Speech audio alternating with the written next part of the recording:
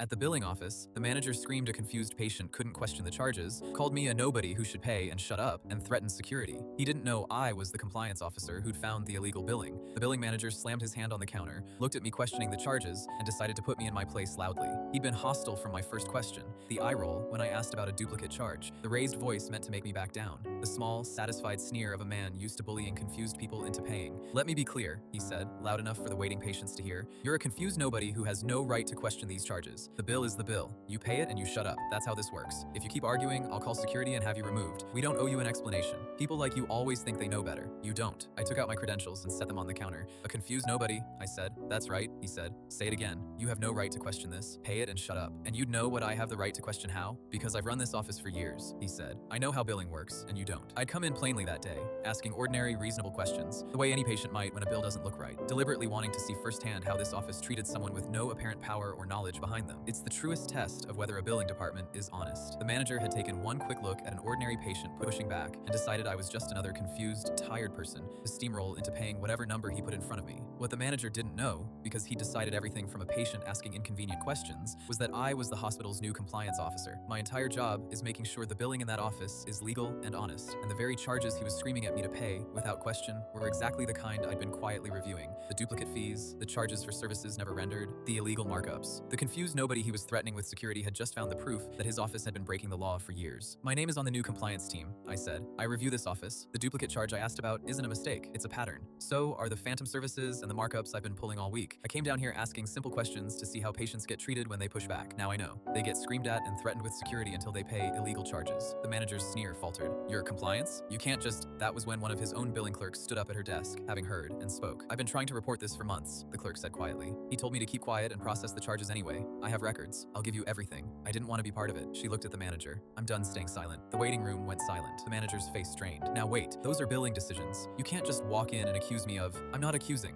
I said. "I'm reading your own office's records, the same ones your clerk just offered to hand over. Duplicate charges, services that never happened, illegal markups, all aimed at people you assumed were too confused or too tired to fight back. It's information you didn't have before you decided I was a nobody who'd pay and shut up." He scrambled. "People like him accelerate. This is a misunderstanding. There's pressure to hit revenue targets. Everyone does it this way. You can't single me out for following the same..." "Patients trusted this office," I said. "Sick, frightened people who took your bills at their word. You didn't just overcharge them. You bullied the ones who questioned it into silence, the way you just tried to bully me. I took this job to stop exactly that. You picked the wrong confused nobody to scream at across this counter." That was when the clerk stepped out from behind the desk, away from her boss, a folder of records already in her hand for me. The waiting room was silent, and the manager stood frozen behind his counter, the illegal charges documented in his own clerk's folder, watching. His own employee crossed the office to hand the confused nobody everything she needed to shut him down.